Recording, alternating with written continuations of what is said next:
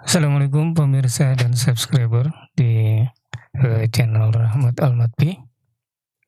Jadi, ini rencananya adalah, playlist baru untuk, channel ini selain dari AI Tools yang sudah ada. Ini berarti nanti playlist, publikasi gitu. Nah, jadi selain mengenai AI Tools AI Tools, ini ada banyak tools-tools yang nanti insyaallah akan dibahas ini.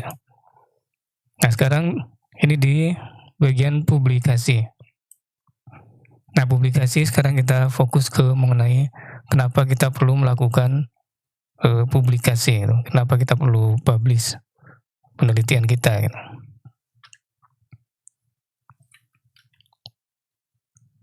Jadi ini adalah bagian dari akademisi. Kemudian akademisi belajar, mengajar, meneliti. Nah, setelah melakukan penelitian kita melakukan, publikasi. Nah, ini yang fokus, video kita kali ini adalah kenapa kita perlu melakukan publikasi. Yang pertama adalah kontribusi pada pengetahuan global. Jadi dengan melakukan publikasi kita turut memberikan sumbangsih kepada pengetahuan global, jadi menambah, kontribusi ke body of knowledge, jadi pengetahuan di, dunia secara global, itu kita juga memberikan kontribusi atau tambahan perkembangan. Kemudian memperkaya literatur, dengan melakukan publikasi maka tulisan artikel yang kita publish itu menjadi literatur untuk nanti bisa diakses oleh para peneliti, akademisi, atau oleh yang lain gitu. Kemudian validasi karya tulis ilmiah gitu, karena karya tulis ilmiah kita itu nanti akan direview oleh, pakar yang lain untuk divalidasi apakah memenuhi standar karya tulis ilmiah, apakah sudah sesuai atau tidak, dan seterusnya. Kemudian kredibilitas dan reputasi akademik. Nah, dengan melakukan publikasi juga itu akan menunjukkan apakah kita cukup kredibel di dunia akademik dan melakukan publikasi, dan itu nanti akan menunjukkan reputasi kita juga. Kemudian itu adalah jalan menjadi pakar dan reviewer gitu. Jadi untuk menjadi, reviewer nanti kita akan dilihat juga track record publikasi kita. Kalau sebelumnya kita belum pernah melakukan publikasi, nah maka itu juga akan diragukan untuk jadi reviewer gitu. Kemudian kalau kita akan menjadi pakar juga tentunya kita telah melakukan, banyak penelitian yang tentunya setelah kita melakukan penelitian kita juga publish itu, kita melakukan publikasi. Kemudian meningkatkan peluang kolaborasi. Setelah kita publish kemudian bisa diakses oleh peneliti yang lain, nanti peneliti yang lain akan bisa, melihat penelitian kita tentang apa, bidangnya apa, kalau ada yang sesuai nanti, pembaca bisa mengajak kolaborasi. Kemudian itu juga adalah bentuk tanggung jawab akademik gitu. Jadi sebagai akademisi kita juga bertanggung jawab untuk, turut berkontribusi menyampaikan hasil penelitian kita.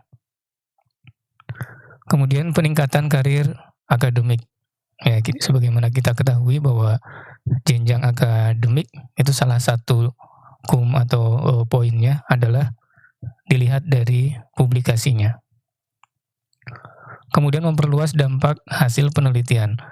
Kalau setelah melakukan penelitian kita tidak melakukan publikasi, maka penelitian kita akan, kurang berdampak dibandingkan apabila penelitian itu kita publikasikan dan nanti akan banyak orang yang, melihat, mengetahui, membaca, nanti bisa menduplikasi, bisa melakukan, hasil penelitian itu di tempat atau kasus yang lain, atau bisa bermanfaat untuk penelitian yang lain. Nah, maka, dengan melakukan publikasi, hasil penelitian kita akan lebih berdampak lebih luas. Dan di era, komunikasi informasi dengan adanya internet, jadi kita publish secara, online sekarang, maka nanti tidak hanya dari negara bahkan dari seluruh dunia nanti bisa melihat hasil penelitian kita. Apalagi kalau kita publish di jurnal internasional yang menggunakan bahasa, PBB, bahasa yang banyak dikuasai oleh, manusia di negara-negara yang lain, maka nanti dampaknya juga akan lebih luas. Kemudian dengan melakukan publikasi, kita bisa diundang ke simposium, seminar, atau konferensi dengan melihat dari track record publikasi kita gitu. Tentunya panitia yang akan mengadakan simposium, seminar, atau konferensi ketika akan mengundang narasumber juga melihat track record dari publikasinya. Kemudian publikasi kita juga akan menjadi track record ketika kita akan mengajukan pendanaan gitu, funding. Kalau kita mengajukan pendanaan funding, tentunya nanti providernya akan melihat apakah proposal kita, ide kita itu cukup bisa dieksekusi oleh kita, atau kita memiliki kemampuan yang dibutuhkan dan sesuai, yaitu salah satunya dengan melihat track record publikasinya. Kemudian publikasi itu juga menjadi satu hal yang dilihat untuk bisa berpartisipasi dalam konsorsium riset. Misalkan ada konsorsium yang akan mencari peneliti dalam kasus bidang tertentu. Nah, salah satunya adalah dengan melihat track record publikasinya. Kemudian publikasi juga sebagai salah satu syarat untuk menyelesaikan studi doktoral pada kasus-kasus tertentu. Tentunya ini tergantung dari supervisornya atau pembimbingnya atau profesor di kampusnya dan negaranya, itu sangat kasuistik berbeda. Nah, tetapi cukup banyak yang mensyaratkan publikasi. Nah, jadi untuk yang kasusnya seperti itu, maka publikasi itu menjadi salah satu manfaatnya adalah untuk menyelesaikan studi doktoral. Kemudian dengan melakukan publikasi juga ketika kita melamar pekerjaan dalam bidang akademik, itu akan sangat berpengaruh. Karena pekerjaan-pekerjaan dalam bidang akademik, salah satu track record yang dilihat adalah publikasinya gitu. Kemudian meningkatkan jabatan fungsional. Di Indonesia sendiri kita ketahui jabatan fungsional mulai dari asisten ahli, lektor, rektor kepala, hingga guru besar atau profesor. Itu salah satu poin utama yang dilihat adalah publikasinya. Bahkan ada syarat khusus untuk naik ke jenjang tertentu. Itu ada syarat khusus untuk publikasinya dengan batas atau syarat kriteria tertentu. Nah, jadi publikasi itu juga untuk meningkatkan jabatan fungsional. Kemudian manfaat yang lain atau alasan kenapa kita melakukan publikasi, salah satunya adalah mendapatkan insentif gitu. Karena saat ini banyak kampus, universitas, perguruan tinggi yang memberikan insentif pada dosen atau penelitinya yang melakukan publikasi gitu. Jadi misalkan publikasi ke sintas sekian, nominalnya berapa, publikasi ke misalkan berdasarkan kuartil, jadi kalau Q1, Q2, Q3, Q4, Q1 itu berapa gitu. Misalkan ada yang kampus memberikan insentif untuk yang Q1, misalkan memberikan insentifnya 20 juta misalkan.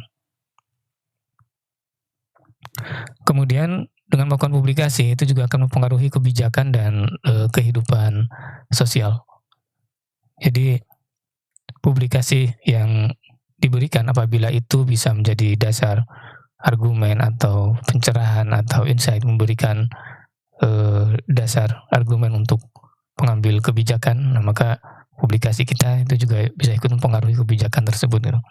Kemudian kehidupan sosial juga apabila hasil penelitian kita itu memiliki